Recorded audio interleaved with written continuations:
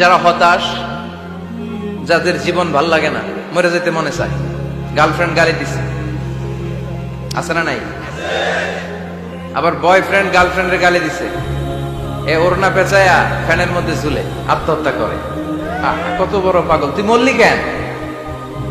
গালি দিছে তো কি হয়েছে?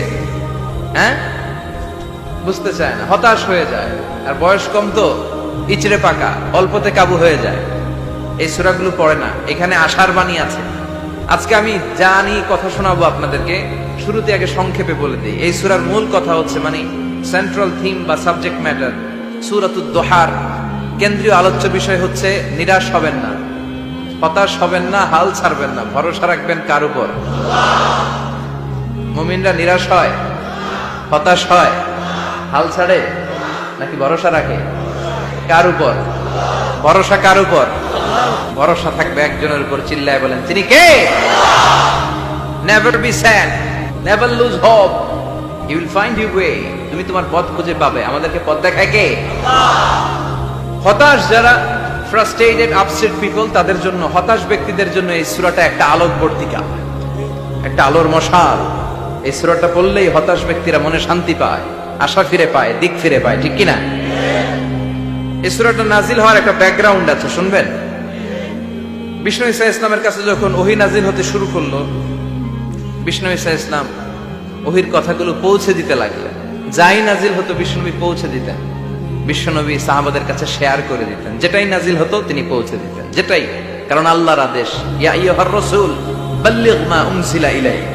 ও নবী, আপনার কাছে আমি ওহী থেকে যা নাজিল করি সব পৌঁছে দেন, একটাও গোপন করা যাবে?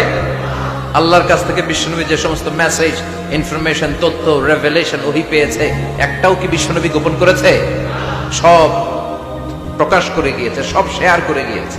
বিশ্বনবী শেয়ার করতে লাগলেন। সকালে যা নাজিল হয় শেয়ার করেন, দুপুরে নাজিল হয় শেয়ার করেন, রাতে নাজিল হয় শেয়ার করেন, শেয়ার করতে লাগলেন।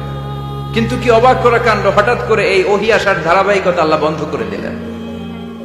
ওহী আর আসে না, আকাশ থেকে নতুন তথ্য আর নামে না। ঘটনা কি? ওহী আসে না কেন? তথ্য আসে না কেন? জিব্রাইল আসে না কেন? কোন বর্ণনা এসেছে 15 দিন, কোন বর্ণনায় 1 মাস, 3 মাস, এমনকি 6 মাস পর্যন্ত বর্ণনা পাওয়া যায় যে বিশ্বনবীর কাছে 6 মাস ওহী আসে নাই। বিশ্বনবী তো অবাক, ঘটনা কি? ওহী নামে না কেন? আর ওহী না আসলে তো বিশ্বনবী শেয়ার করতে পারে না। এতদিন যা আসতো বলে বেড়াতো, এখন আসেও না, বলতেও পারে না। কাফির মুশরিকরা বিশ্বনবীর গালি দিতে শুরু করলো, মুহাম্মদের রব মুহাম্মদরে ভুইলা গেছে, মুহাম্মদের আল্লাহ মুহাম্মদরে ছেড়ে দিয়েছে। বিশ্বনবীর চাচি আবু লাহাবের স্ত্রী উম্মে জামিল বলতে শুরু করলো, কি মুহাম্মদ, তোমার শয়তানটা তোমার কাছে আসে না? না, শয়তান দ্বারা তিনি জিব্রাইলকে বুঝিয়েছেন যে তোমার জিব্রাইল তোমার কাছে আসে না। এভাবে সবাই গালমন্দ করতে শুরু করলো যে মুহাম্মদের আল্লাহ মুহাম্মদকে ভুলে গিয়েছে। বিষ্ণু ঈসা ইসলাম নিজেও হতাশ হয়ে গেলেন। কি রে, ওহী আসে না কেন? আমার কোনো ভুল হচ্ছে না তো? আমার কোনো অপরাধ হয়ে গেল না তো? আল্লাহ কি আমার উপর অসন্তুষ্ট হয়েছেন? আল্লাহ কি আসলেই আমারে ভুলে গেছেন? আল্লাহ কি আমাকে ত্যাগ করেছেন? তিনি কি আমার উপর রেগে আছেন? আমরাও মাঝে মাঝে এরকম হতাশ হয়ে পড়ি। এরকম হতাশ লোক আছে না নাই? কিরে, আমার দোয়া কবুল হয় না কেন? আল্লাহ আমার ডাকে সাড়া দেয় না কেন? আমার জীবনে এত দুঃখ কেন? আমার জীবনে তো ভালো কিছু হয় না, খালি সব কষ্ট আমার কেন? এরকম আছে না নাই? এরকম হতাশদের জন্য এই সূরাটা একটা আলোকবর্তিকা, মোটিভেশনাল সূরা। আলহামদুলিল্লাহ পড়েন। বিশ্বনবীকে আল্লাহ আশ্বস্ত করলেন, আর এই সূরাটা নাজিল করলেন, আর বললেন ওয়াদ-দুহা। ওয়াদ-দুহা, দুহা মানে আলো, দুহা মানে আলো, প্রভাতের সূর্য কিরণের শপথ। Look up, the sunlight, it's a very beautiful day out দেয়ার।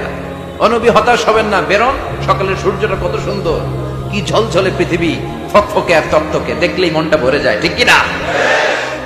দোহা, দোহা মানে আলো, আশার আলো, সম্ভাবনার আলো। আমাদের জীবনে আলোর দরকার আছে না নাই? আলো না থাকলে আমরা বাঁচতে পারবো? আলো লাগে বড় ভালো। এই আজকে আলো না থাকলে আমার দেখা যেত?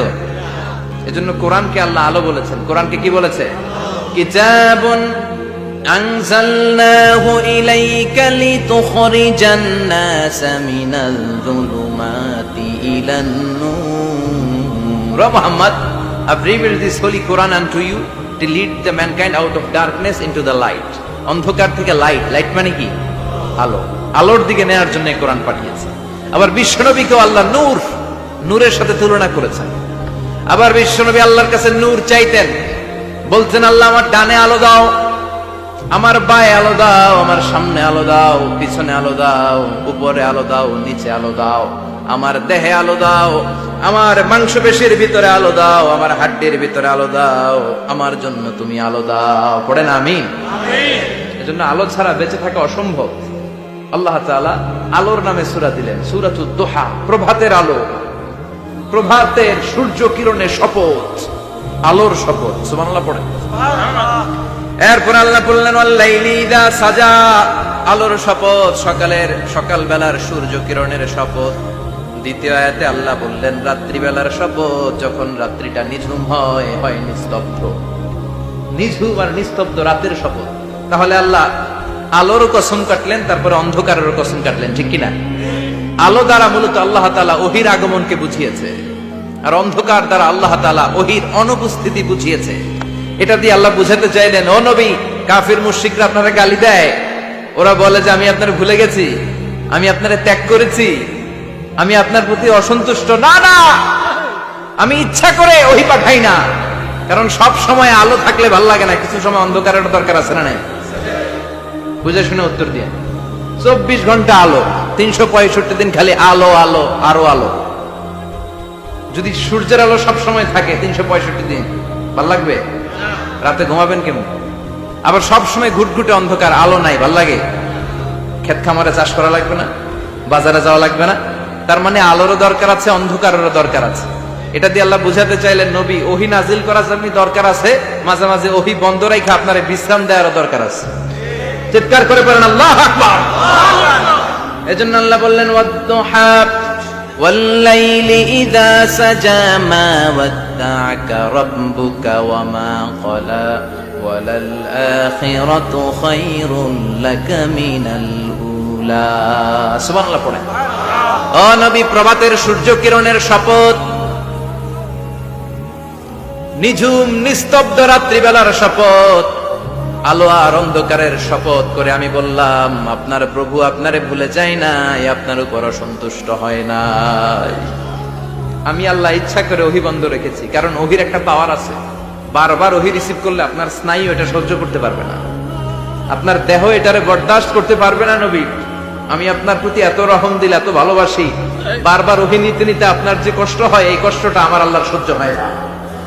এজন্য আমি আল্লাহ ইচ্ছা করে কিছুদিন ওহী বন্ধ রাখছি। সুবহানাল্লাহ পড়েন। তার মানে এই নয় যে আমি আপনারে ভুলে গিয়েছি, আমি আপনারে ছেড়ে দিয়েছি। আরে নবী, আমি তো আমার নামের সাথে আপনার নামকে জুড়ে দিয়েছি। লা ইলাহা ইল্লাল্লাহ মুহাম্মাদুর, যেখানে আমার আল্লাহর নাম সেখানে বিশ্ব নবীর নাম আছে না নাই? আযান যখন দেই আল্লাহু আকবারের পরে বিশ্ব নবীর নাম আছে না নাই? একামতে আছে না নাই? আবার আল্লাহর জন্য যখন সালাত আদায় করি, শেষ বৈঠকে বিশ্ব নবীর উপর দুরূদ আছে না নাই? রাফা'না লাকা যিকরাক, ও নবী, আপনার নামকে আমি অনেক উপরে তুলে ধরেছি। আমার নাম যেখানে, আপনার নাম ওইখানে। গোটা বিশ্বব্যাপী আপনার নাম ছড়ায় যাবে। ওরা আপনার গালি দেয় কবি বলে, ওরা গালি দেয় গণক বলে, ওরা বলে আপনি আফতার, লেস কাটা। আসলে যারা আপনারে গালি দেয় ওরাই লেস কাটা।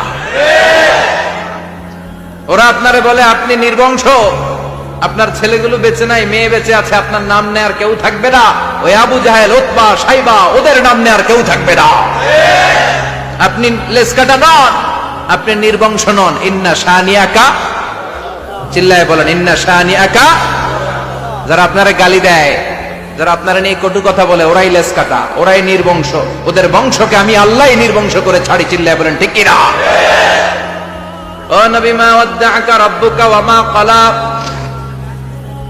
আপনার রব আপনারে পরিত্যাগ করে নাই, আপনারে ভুলে যায় নাই, আপনারে ছেড়ে দেয় নাই। আপনার রব ইচ্ছা করেই ওহী নাজিল বন্ধ করে রেখেছে। আমি ইচ্ছা করেই আপনারে প্রেসার দিতে চাই নাই গো নবী, কারণ ওহী রিসিভ করা অনেক কঠিন। এটা আস্তে আস্তে আপনি অভ্যস্ত হবেন। সুবহানাল্লাহ পড়েন। ওহীর একটা পাওয়ার আছে না নাই? আমরা তো কি মজায় মজায় কোরআন পাইছি। এই যে কি সুন্দর কোরআন নিয়ে বসে পড়ি, তাফসীর করি, কি মজার কোরআন। আহা, এই কোরআনটা রিসিভ করতে যে বিশ্বনবীর কত কষ্ট হয়েছে, এই কোরআনকে আল্লাহ বলেছেন এটা কওলান সাকিলা, very heavy and weighty word, এটা অনেক ওজনওয়ালা কথা। ইন্না সানুলকি আলাইকা কওলান, এটার অনেক ওজন। এই কোরআনটা যদি পাহাড়ের উপরে নাজিল করা হতো, পাহাড়গুলো দুমড়ে মুচড়ে ভেঙে টুকরো টুকরো হয়ে খান খান হয়ে যেত, ঠিক কিনা? এত কঠিন বানিয়ে এটা। ও নবী, আমি আলোর সাথে ওহির মিল ঘটিয়েছি, আলো দিয়ে ওহিকে বুঝিয়েছি। সূর্যের যেমনি কিরণ আছে, তেজ আছে, এই ওহিরও একটা তেজ আছে। এই তেজ, এই কিরণ আপনি সব সময় সহ্য করতে পারবেন না। এজন্য আমি ইচ্ছা করে কিছুদিন ওহি নাজিল করা বন্ধ করে রেখেছি। সুবহানাল্লাহ পড়েন। ইচ্ছে করে আমি নাজিল করি নাই। সব সময় নাজিল হলে আপনার ভাল লাগতো না। বুখারীর বর্ণনা, মা আয়েশা বলতেন, শীতের রাতে, কনকনে মাঘ মাসের শীতের রাতে যখন বিশ্বনবীর উপর কোরআনের আয়াত নাজিল হতো, বিশ্বনবী ঘেমে ঘেমে একাকার হয়ে যেতেন। হাত্তা লা ইয়াতাফাসসাদু জাবিনুহু আরাকান, বিশ্বনবীর দাড়ি আর থুতনি বেয়ে ঝরঝর করে পানি পড়তো। আমরা কম্বল গায়ে দিয়ে থাকি আর বিশ্বনবী ঘামে। সুবহানাল্লাহ কইবেন না? এটা কওলান সাকিলা, অনেক ওজনওয়ালা কথা। আবার বিশ্বনবী যখন ওটের উপরে বসে থাকা অবস্থায় কোরআনের আয়াত নাজিল হতো, ওটের বুকটা মুহূর্তের মধ্যে বালুর মধ্যে, জমিনের মধ্যে লেগে যেত। ঘোড়ায় চড়া অবস্থায় বিশ্বনবীর কাছে যখন কোরআন নাজিল হতো, ঘোড়ার পা গুলো মরুভূমির বালুতে দেবে যেত।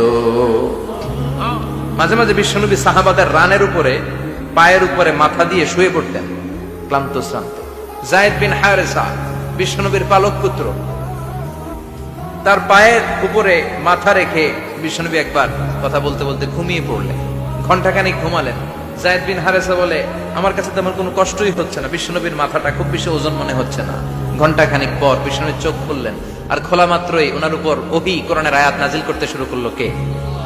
যায়েদ বিন হারেসা বলে, যখনই কোরআনের আয়াত নাজিল হতে শুরু করলো, আমার মনে হচ্ছে বিশ্বনবীর মাথাটা 50-60 কেজি ওজন বেড়ে গিয়েছে। বিশ্বনবীর মাথার ওজনে আমার পায়ের রান ফেটে যাবে, আমার পায়ের হাড্ডি ফেটে যাবে, আমার পাটা ভেঙে খান খান হয়ে যাবে মনে হচ্ছিল। তার মানে কোরআনের আয়াত যখন নাজিল হয়, বিশ্বনবীর উপর একটা প্রেসার আছে না নাই? এই জন্য আল্লাহ বললেন, নবী আমি আপনার ভুলে যাই নাই। কাফেররা যেমনি আপনারে গালি দেয় যে আমি আপনারে ভুলে গিয়েছি, আপনার উপর আমি অসন্তুষ্ট, নেভার, অসম্ভব।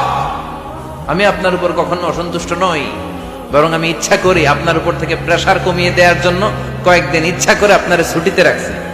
সুবহানাল্লাহ পড়েন, যাতে করে আবার এনার্জি গায়ে নেওয়ার পরে নতুন করে কোরআনের আয়াত রিসিভ করার জন্য আপনি সক্ষম হন। চিল্লায় পড়তে হবে আল্লাহু আকবার। এজন্য আল্লাহ বললেন, ওয়াদ-দুহা ওয়াল-লাইলি ইযা সাজা মা ওয়াদ্দা'আকা রাব্বুকা ওয়া মা ক্বালা ওয়ালাল আখিরাতু খায়রুল লাকা মিনাল উলা। এরপর আল্লাহ বললেন, নবী ওয়ালাল আখিরাতু খায়রুল লাকা মিনাল উলা, and verily indeed the hereafter is far better for you than this dunya. এই দুনিয়ার চেয়ে আপনার জন্য আখিরাতটা অনেক দামি। খায়রুল লাকা মিনাল উলা, এই দুনিয়ার চেয়ে আখিরাতটা অনেক শ্রেষ্ঠ। এতে আল্লাহ বললেন দুনিয়ার চেয়ে আখিরাত শ্রেষ্ঠ, আর এক আয়াতে আল্লাহ বললেন দুনিয়ার চেয়ে আখিরাত হলো স্থায়ী, ঠিক কি না? বাল তু'ফিরুনাল হায়াতাদ দুনিয়া ওয়াল আখিরাতু খায়রুন ওয়া আবাকা। তোমরা দুনিয়ার জীবন নিয়ে পাগল পাড়া হয়ে থাকো, আল্লাহ বললেন দুনিয়ার জীবনের চাইতে আখিরাতের জীবন শ্রেষ্ঠ এবং স্থায়ী, ঠিক কি না? কার কথা? দুনিয়া স্থায়ী না আখিরাত স্থায়ী? দুনিয়া শ্রেষ্ঠ না আখিরাত শ্রেষ্ঠ? কিন্তু আমরা কোনটার পিছনে দৌড়াই? খালি দুনিয়া দুনিয়া। দুনিয়া কে মজা লে লো, দুনিয়া তোমারি হ্যায়, কিন্তু জান্নাত কে মজা লে লো, জান্নাত তোমারি হ্যায়। ওইটা কেন আছে না নাই? দুনিয়ার পেছনে পাগল হয়ে আমরা পড়ে থাকি। এই দুনিয়ার জীবনটা একটা মায়াজাল, এটা একটা মরিচিকা। এই মরিচিকা, এই ধোঁকা, এই লালসা আর এই মায়াজালের পেছনে আমরা ছুটছি। ছুটতে ছুটতে হুট করে একবার কবরের ভিতরে ঢুকতে হবে। কথা বলেন, তখন আমাদের টনক নড়বে। এজন্য দুনিয়া মুমিনদের জন্য শ্রেষ্ঠ আর স্থায়ী জায়গাটা। মুমিনের আসল জায়গা হচ্ছে আখিরাত। মুমিনের শান্তি আর কল্যাণের জায়গা হচ্ছে আখিরাত। জান্নাত হচ্ছে মুমিনের শেষ ঠিকানা। চিৎকার করে বলেন ঠিক কিনা? সেটাই বিশ্বনবীরে বললেন, নবী কাফির মুশরিকদের কথা আপনি কান দিবেন না, ওদের কথায় হতাশ হবেন না, নিরাশ হবেন না, হাল ছাড়বেন না, ভরসা রাখবেন কার উপর? কারণ ওয়ালাল আখিরাতু খায়রুল লাকা মিনাল উলা, এই দুনিয়ার জীবন ক্ষণস্থায়ী জীবন, চিরকালীন জীবন হলো আখিরাত। নবীরে কিভাবে আশ্বাস দিতেছে দেখছেন, অ্যাসিউরেন্স করতেছে, কনফার্মেশন। এই সূরাটা যে শান্তির সূরা, মোটিভেশনের সূরা, অনুপ্রেরণার সূরা, ইন্সপাইরেশন যে জায়গায়, প্রতিটা আয়াতে আপনি ইন্সপাইরেশন পাবেন। তো প্রতিটা আয়াতে আপনি উজ্জীবিত হবেন, সজীব হবেন, এনথিউজিয়াস্টিক এন্ড এনার্জেটিক হবেন, আপনি এনার্জি ফিরে পাবেন। আলহামদুলিল্লাহ পড়েন।